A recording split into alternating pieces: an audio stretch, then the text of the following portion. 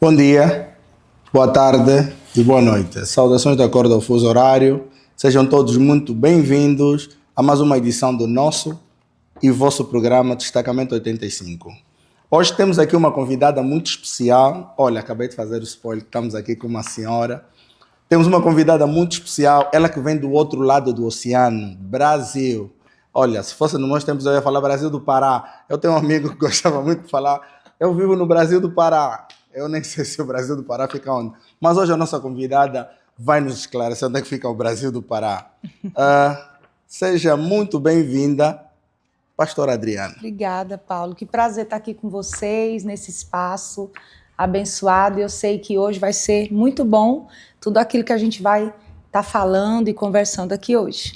Exatamente. Nós é que agradecemos a presença e o facto da pastora aceitar o nosso convite para então participar aqui do nosso podcast. E um assunto que eu gostaria de enfatizar, hoje Angola completa 50 anos de independência, portanto estamos num ambiente de celebração, não é? Sendo eu um cidadão angolano. E um facto muito curioso é que o Brasil foi o primeiro país a reconhecer Angola como uma república independente. A pastora sabia disso? Não sabia. Que coisa maravilhosa, né, Paulo? Até porque o povo brasileiro e o povo angolano têm muito... afinidade. Exatamente, tem muita coisa a ver, mesmo até em termos culturais e principalmente históricos. Com certeza, uma Sim. Conexão. A gente se dá muito bem Sim. com o povo angolano, a gente tem o mesmo calor, né? Sim. A mesma empatia, muito especial. Acho que até, se calhar, também os mesmos gostos, porque... Sim, a mesma energia. A mesma energia, o angolano gosta de festa, o brasileiro gosta de festa. Sim. De comida. De comida. Essa é a melhor parte. A melhor parte. Comida. É eu gosto de comida, a pastora gosta? Também. Gosto de comer, gosto de cozinhar. Sim. Essa parte de cozinhar já não é minha área. A minha área é só comer. E falando em comer, nós temos aqui hoje os Quitutos da Terra, uma degustação que foi ofertada pela Palanca Cuisine, que desde já agradecemos o apoio da Palanca Cuisine, que sempre tem estado a apoiar o nosso podcast. O nosso muito obrigado. Agradecer também a Grap Production, que está por detrás dessa produção toda. Aí os nossos rapazes, o Aluino dos Anjos e o nosso Rigoberto Paulo. Rigoberto Paulo é Moxará, ele não, talvez seja até um familiar meu, ele não sabe. E também agradecer a nossa igreja SBN Houston, que nos cedeu aqui o espaço de gravação. Esse espaço bonito que vocês veem aqui foi uma gentileza da nossa igreja, a quem também agradeço diretamente a nossa pastora aqui. Muito obrigado, pastora. E vamos então começar o nosso podcast, porque eu acho que o nosso público ali está, não é, já na expectativa de como será o nosso podcast. Deixa-me só fazer aqui uma breve introdução sobre o Destacamento 85. Destacamento 85, quando se fala em destacamento, na mente de muita gente parece uma base militar, né? Porque muita gente fala destacamento 85. Pronto. É destacamento porque o meu convidado é uma pessoa destacada. Por exemplo, eu estou aqui com a pastora Adriana, que é uma pessoa destacada na sua vida pessoal, na sua vida profissional e tanto na sua vida espiritual. Portanto, é uma pessoa destacada. E o 85 é o meu ano... de nascimento. Eu não falei nada. Portanto, já sabem então a que se deve o Destacamento 85. Ok, vamos começar o podcast de uma maneira naturalmente, como qualquer uma entrevista, não é? Começa, é claro que os nossos telespectadores querem saber quem é a convidada, de onde vem, onde é que nasceu. Já falei que é do Brasil do Pará, mas vamos ouvir, não é, da nossa convidada. Quem é, de facto, Adriana Martins? Paulo, querido, então, eu sou uma filha amada do Pai, Amém. Serva do Deus Altíssimo, e também sou mãe, sou esposa, amo servir na casa do Pai, sou psicóloga de formação, né, me formei há 20 anos atrás, né? Já tenho 20 anos de caminhada nessa área. Uau. Mas sou uma pessoa totalmente apaixonada pelo reino, pela casa do Pai, sirvo ao Senhor há 25 anos, temos 2 filhos lindos também. Nas horas vagas, amo cozinhar. Uau, que bom. Quando a pastora fizer aí um prato típico, a pastora tem o meu número, é só me ligar. Eu estou sempre disponível para comer. Ok, muito obrigado, pastora, muito obrigado. E sobre essa, a pastora mencionou aqui que já está, não é, no caminho de Deus há 25 anos. Como é que a pastora descobriu o chamado para essa vida espiritual, né? Para essa devoção? Porque eu sei que a pastora é uma pessoa muito destacada na vida espiritual, né? É a nossa pastora aqui na igreja. Portanto, para os nossos telespectadores lá em casa saberem melhor como e quando a pastora sentiu, não, este é o meu chamado. Uau! Então, na verdade, eu tenho uma base espiritual muito forte, que é a minha avó paterna, né? Sim. A dona Margarida, que foi a matriarca da nossa família, que orou por nós. E então, o primeiro contato que eu tive com o evangelho foi através da minha avó, né? Sim. E depois das minhas tias, né?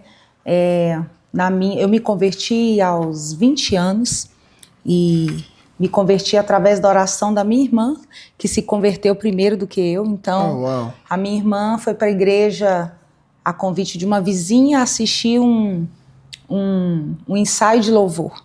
Okay. E ela tinha apenas 13 anos e lá ela ficou e está até hoje, né? Ela foi tomada pela adoração e alguns anos depois ela orando por mim, então eu também me converti. Então eu já tenho uma caminhada de 25 anos com Jesus. Amém. E convicção do chamado, Paulo, é diário.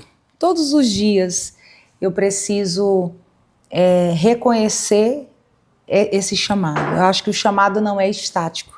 Sim. Mas ele é algo que vai crescendo, evoluindo e se firmando à medida que você vai se entregando. Claro que teve momentos na minha vida que eu realmente senti o Senhor me direcionando, né? E a cada passo que eu dei, a cada sim que eu dei, Ele me levou para outros níveis nele, né? Sim, então, sim. Essa chamada diária, porque todos os dias eu tenho que dizer sim para Ele. Então, eu me converti muito jovem, fui para a casa do Senhor e a igreja que eu me converti era uma igreja que trabalhava com grupos pequenos. Então, a igreja que trabalha com grupo pequeno, ela te força a desenvolver uma liderança muito precoce. Então, eu logo comecei a desenvolver liderança nos grupos pequenos, aí logo fui para a área da adoração, do louvor na igreja, e de lá para cá, a gente vem servindo o Senhor, né, com muita alegria e todo dia aprendendo um pouquinho mais. Amém, amém. A pastora enfatiza muito o louvor, e eu sei que a pastora é líder do louvor na igreja. Quando a pastora entrou, né, para o Ministério do Louvor, para essa área da adoração, a pastora sentia que... Porque normalmente pelo menos acontece comigo, que quando eu entro para uma área, eu percebo que eu já deveria estar ali há bastante tempo. Uhum. Né? Mas é claro, tudo acontece no tempo de Deus. A pastora, por algum momento, sentiu essa certeza, essa convicção de que é aqui o meu lugar na adoração. Então, na verdade, eu tinha certeza que eu não sabia cantar.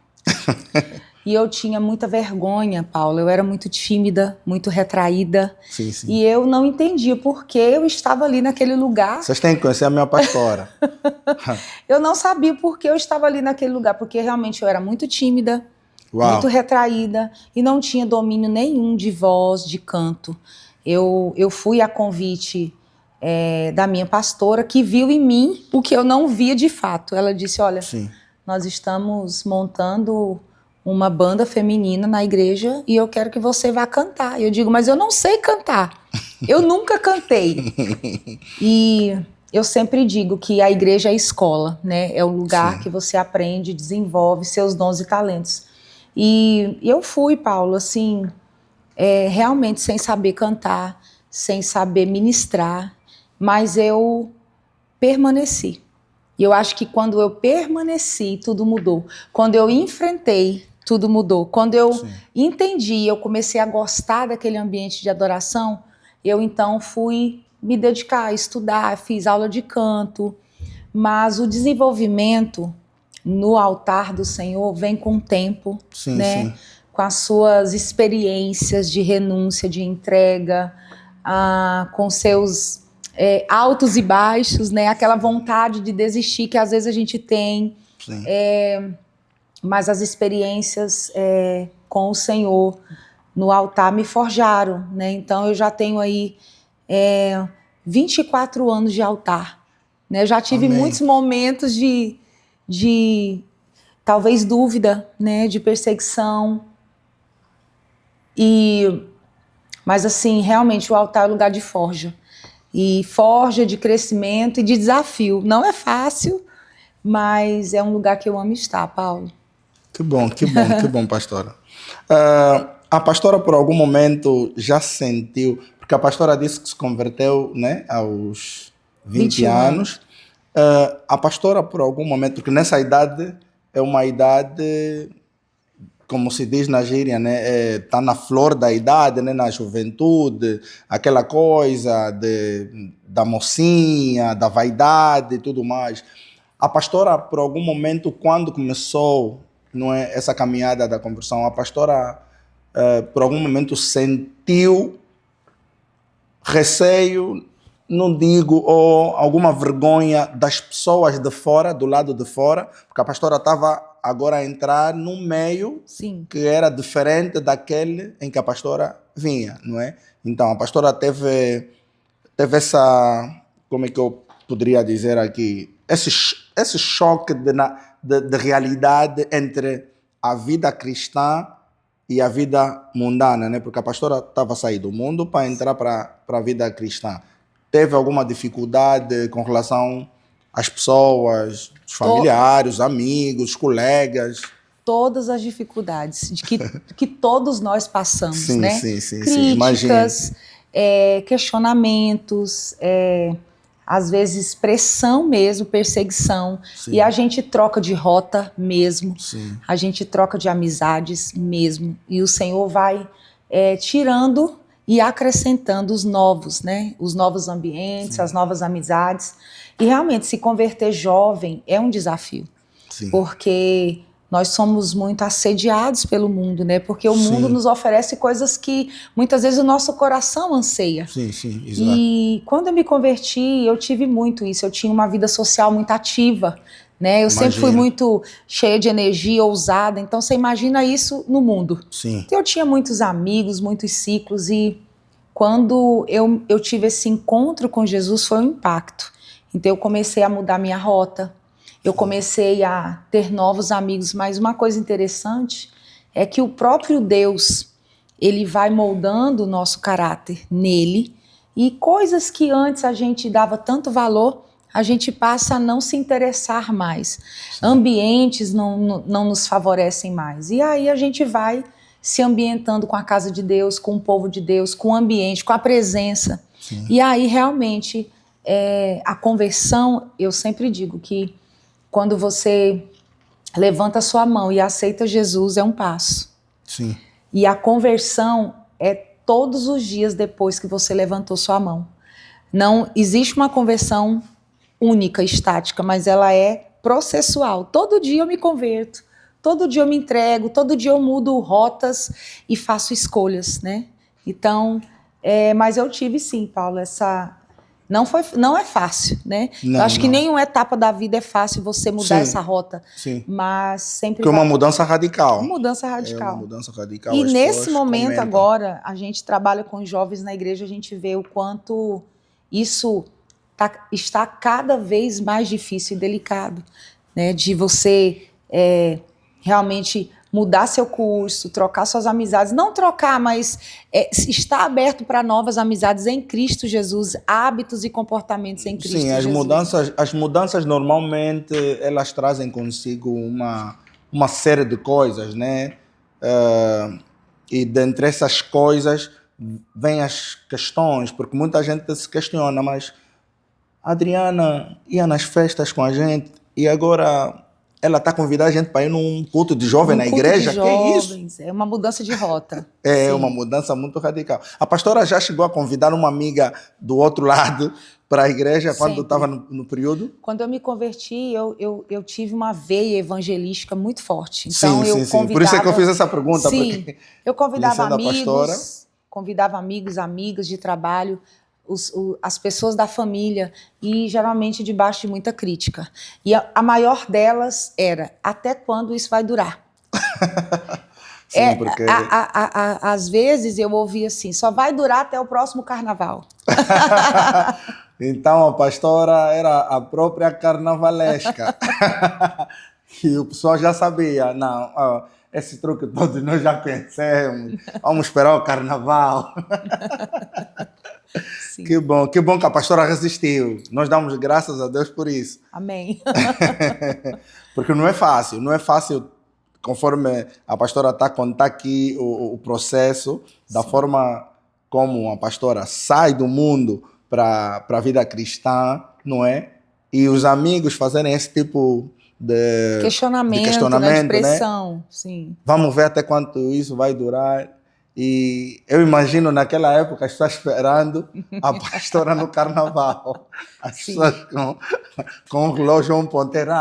Vamos ver a Adriana no carnaval. Ou lá no carnaval todo mundo à procura da Onde pastora. Está ela? É. Ah, meu Deus, que bom. Deus é muito bom, Deus é muito bom, de facto. E nos fala uma coisa, pastora.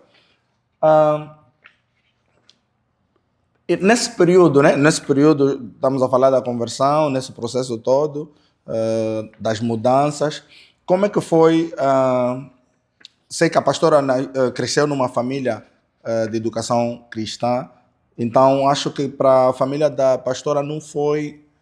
Talvez seja uma surpresa, porque a pastora disse, né, que era uma vida completamente diferente. Como é que foi para a família ver aquela filha que eles tanto oravam finalmente se entregar para os caminhos do Senhor? Então, a família do meu pai, né, quase toda a família convertida. A família da minha mãe, não. Então, eu tinha essa dualidade, né, estamos diante de um dentro dilema, da minha família. Sim. Então, assim, óbvio que quando eu me converti, foi um impacto. Eu realmente me apaixonei por Jesus. Amém. E eu mergulhei, né, no ministério, mergulhei nas atividades da igreja, e a transformação do nosso caráter, né, quando a gente aprende os valores, né, de Jesus, isso vai refletindo na gente, né,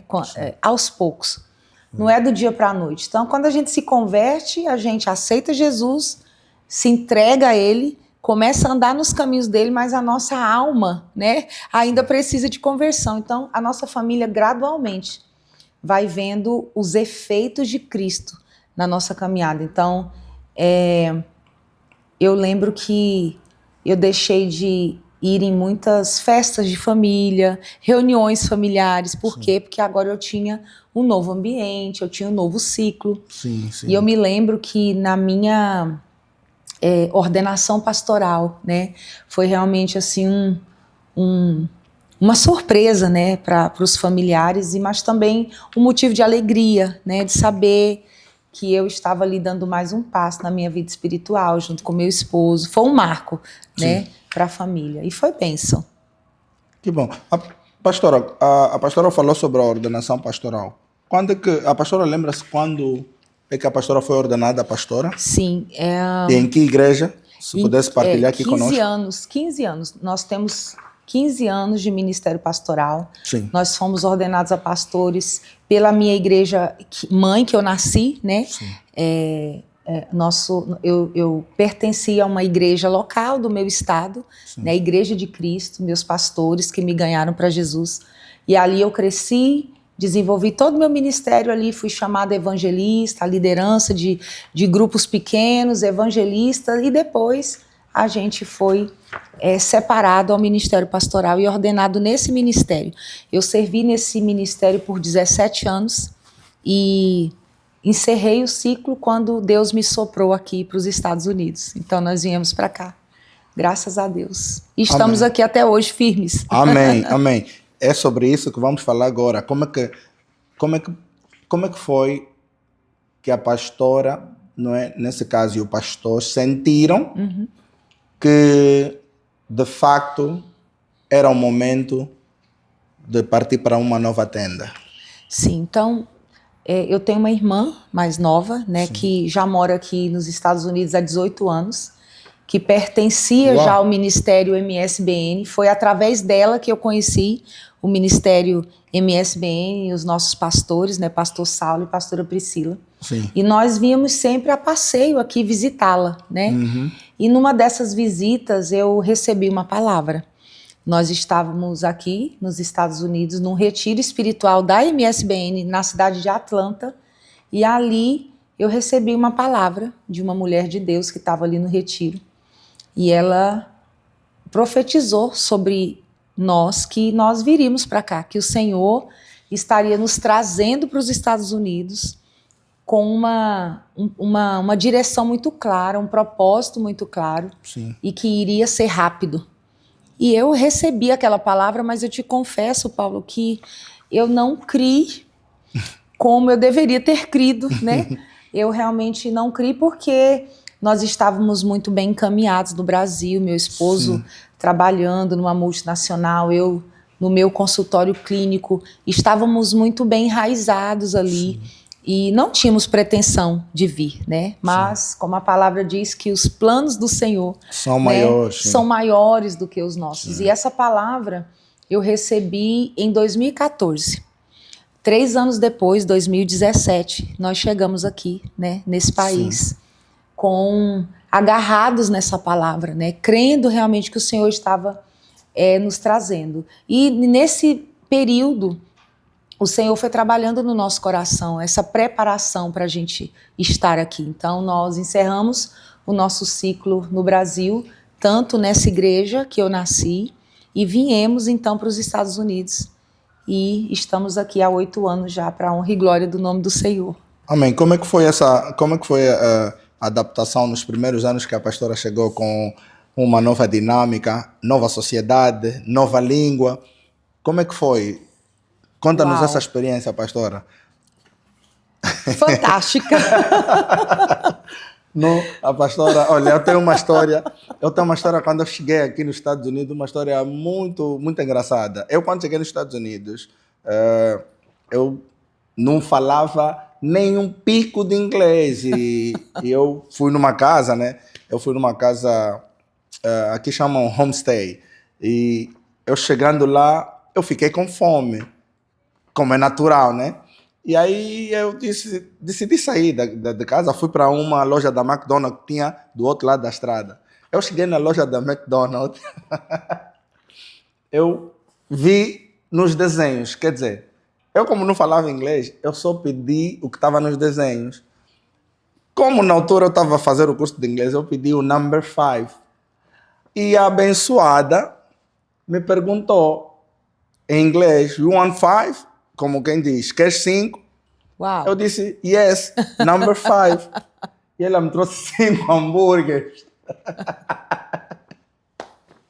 Ai, Jesus. A língua, de facto, aqui é um desafio muito grande para quem nunca teve contato com inglês, né? Para quem já viveu num país de língua, né, inglesa, acho que não é um desafio muito grande. Mas ainda assim tem pessoas que vêm de países de língua inglesa que encaram alguma dificuldade na língua, não sei porquê. Eu acho que essas histórias, todo mundo tem que ter uma história para contar, né? Eu acho que quem é imigrante nesse país e não tiver uma história para contar, vai ficar muito sem graça, né? Essa história do hambúrguer é clássica. Bem, eu assim, cheguei aqui, eu lembro assim da nossa chegada, viemos... Eu, meu esposo, nossos filhos e um cachorro, né? Sim. Viemos Ainda trouxeram um cachorro do Brasil. Trouxemos o nosso cachorro e eu tenho uma história inusitada. Cachorro viajou. Missionária, é a missionária. Cachorro missionário. Missionário. E eu lembro que uma coisa que interessante, que logo na chegada, bem engraçada mesmo que aconteceu, no aeroporto de Miami, nós estamos descendo no aeroporto de Miami com várias malas, né? Sim.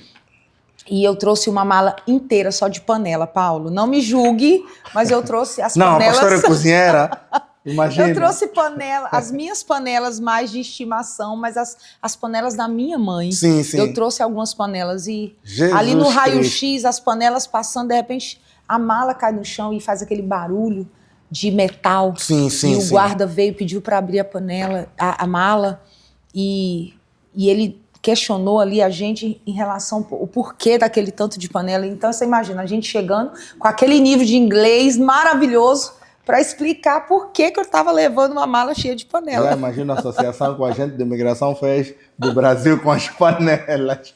E não eram panelas novas, eram panelas usadas. Então eu acredito que o questionamento dele foi bem...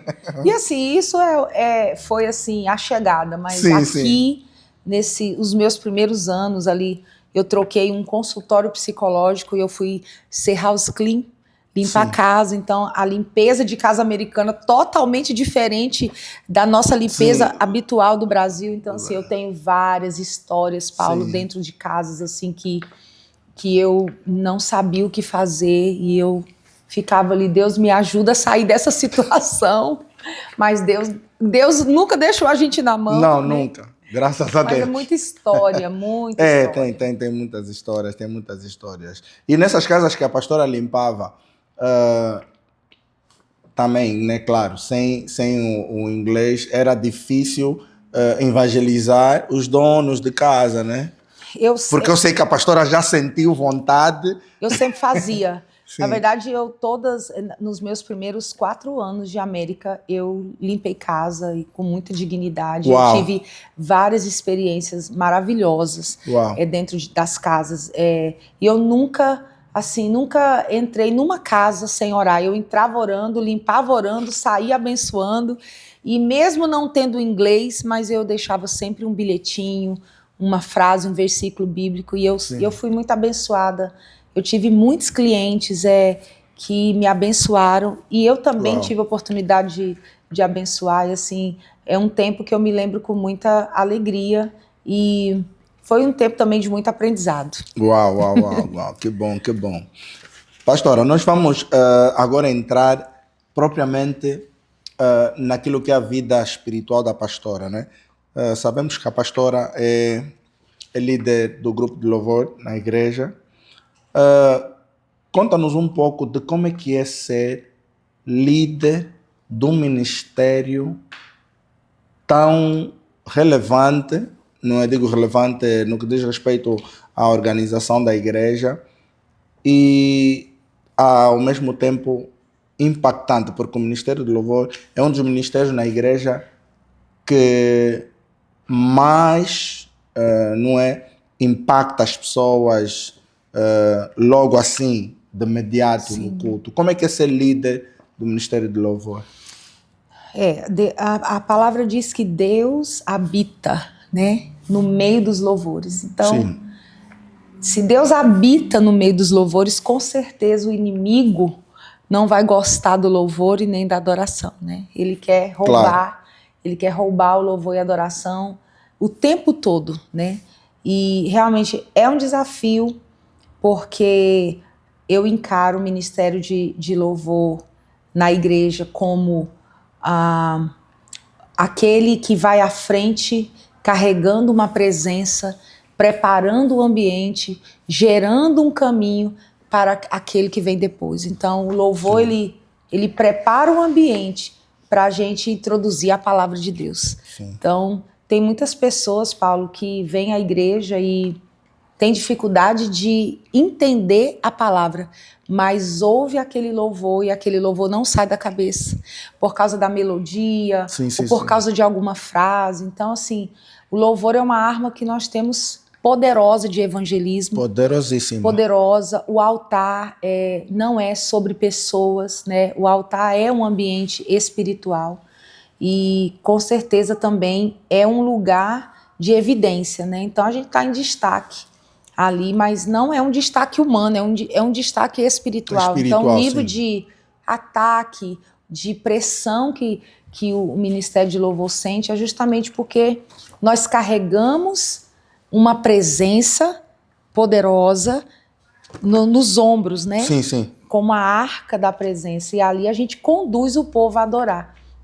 A gente tem muita responsabilidade nisso. Eu sempre entendo que nós somos regentes da adoração dentro do culto, na igreja. Então eu sempre gosto de ensinar a igreja que nós não viemos à igreja para receber, a gente vem cultuar, a gente vem entregar o nosso culto, a gente vem entregar a nossa adoração a Deus. Então realmente é um desafio, mas é um desafio bom que nos lapida, né, a cada dia, nos ensina também, porque a gente é um corpo de voluntários, né? Não tem ninguém contratado pela igreja, nós somos voluntários, nós somos servos.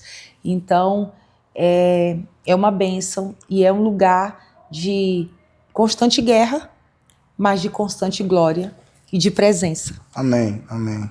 Sobre essa questão do voluntário e o contratado, já que a pastora mencionou, né? Eu sei que aqui nos Estados Unidos tem, não sei se é cultural, mas os grupos de louvores aqui nos Estados Unidos, a igreja, como instituição, eles pagam os, como é que eu posso dizer, os integrantes do grupo de louvor. Sim. E isso é uma coisa que eu particularmente, que já fui do Ministério de Louvor, sempre me questionei se o pagamento do integrante no louvor, não que não seja bíblico ou seja bíblico, não sei, mas na visão da pastora, por que a pastora acha que deve ser pago ou não deve ser pago um ministro de louvor? Isso é um assunto complexo, Sim. Né? E realmente a igreja americana tem essa forma de conduzir, né, que é totalmente diferente da nossa cultura brasileira. Sim. Porque não só no altar, mas eu acho que toda a igreja, né, ela é composta por filhos voluntários, que se voluntariam a servir e desenvolver. Então, por exemplo, no altar nós temos discípulos, nós formamos discípulos para Jesus. Sim, né? de Então, fato. O que eu acredito é que as pessoas que compõem o altar, elas são pessoas que têm uma caminhada espiritual.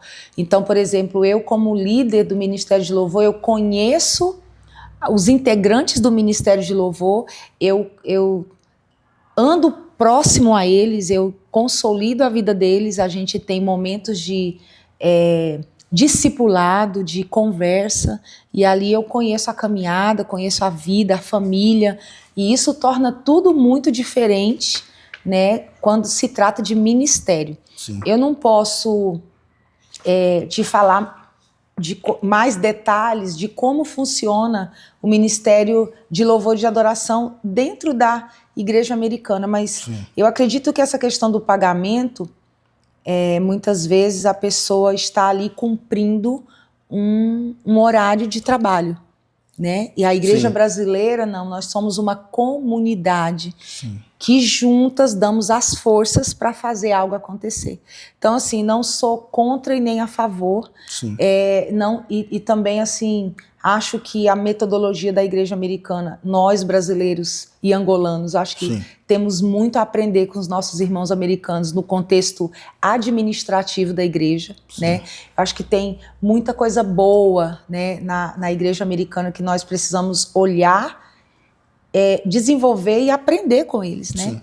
E vice-versa, né? Porque eu acho que também o americano também tem muito a aprender conosco. Eu acho que a igreja brasileira e a igreja angolana, e, enfim, nós temos muito a somar com os nossos irmãos americanos. Eu acho que essa mistura tem que acontecer mais, né? Eu acho que isso é uma coisa que a gente, como comunidade, precisava olhar mais para isso, né? Misturar um pouco dessa organização maravilhosa que a igreja americana tem no Ministério de Louvor e esse fogo, essa unção que o brasileiro, o angolano traz. Eu acho que isso seria uma mistura poderosa, né, para esses últimos tempos, né? Por que eu fiz essa questão, pastora? Porque eu já fui como é que eu posso dizer? Eu já fui confrontado por alguém sobre essa questão, não é? De ser pago ou não. E eu falei exatamente isso que a pastora acabou de dizer, que não, eu sou servo, eu estou na igreja para servir. E é claro que como servo, eu não... Porque às vezes dá a sensação de que se eu for pago, como a pastora disse, eu vou estar ali para cumprir um horário de trabalho porque estou a ser pago para fazer aquilo, não é? E posso não ter a devoção que eu deveria ter como servo, porque eu estou a ser pago para fazer isso. E eu noto isso em muitas igrejas americanas. Por quê? Porque existem pessoas que fazem parte do grupo de louvor que não têm vida com Cristo. O que é que a pastora acha disso? E nem vida com a igreja. E nem vida né? com a igreja, exato. Porque aí não é corpo de Cristo, né? Não vive em comunidade. Eu acho que isso faz toda a diferença, porque quando você tem um entrosamento com a pessoa, Sim. se eu ministro com você, eu caminho com você, a gente passa lutas e vitórias juntos, a gente cria, Paulo, um vínculo. De fato. E eu acho que esse vínculo faz toda a diferença no altar, né? Sim. Faz toda a diferença naquilo que a gente vai entregar juntos. Assim, não que seja, como mais uma vez eu falo, não estou aqui questionando sim, claro. se certo ou errado, mas eu coloco as minhas experiências sendo líder de um ministério de louvor que é composto por pessoas que são voluntários. Né? E o voluntariado também tem desafios, porque o voluntariado às vezes sobra entrosamento e falta técnica e comprometimento. Né? Então, assim, esse é o nosso desafio do lado de cá, nessa questão da técnica, do compromisso, porque é voluntário. Mas eu também creio num tempo que a gente tem ensinado a igreja, e eu sempre falo isso aqui na igreja, que aquele que serve, ele é servo. Mas quem serve não pode servir de qualquer jeito. Porque claro nós não estamos servindo homens, nós estamos servindo o Senhor. Então é tão maravilhoso quando a gente encontra um servo de Deus servindo com excelência e não de qualquer jeito. Então isso é maravilhoso. É nessa estatura, Paulo, que eu quero caminhar, né? Todos os dias eu quero chegar nesse lugar de ser servo, fazer porque eu amo, e fazer com excelência. E é assim que deve ser feito, porque estamos a servir o Deus Altíssimo, não estamos a servir o homem. Então, se não estamos a servir o homem, é claro que nós devemos servir com essa excelência que a pastora diz. Mas tem aquela coisa também da vontade, porque imaginemos que a pessoa não tem a técnica, mas tem a vontade. Como a pastora disse, né? Que é claro, existem igrejas que têm a possibilidade de ter uma escola, por exemplo, vamos supor, tem alguém que ensina os músicos, né? Tem alguém que ensina as pessoas a cantarem. No caso da igreja não ter essa escola, mas ter pessoas com vontade de fazer parte do grupo de louvor, de qualquer que seja o ministério, qual seria a estratégia, a melhor estratégia para não deixar essas pessoas de fora? Então, o que eu sempre oriento é que se a pessoa deseja fazer parte do Ministério de Louvor, tocando algum instrumento, que ela vai fazer uma aula, né? Desenvolver. Sim. Se ela já tem um dom primário, que ela vai fazer aula para desenvolver.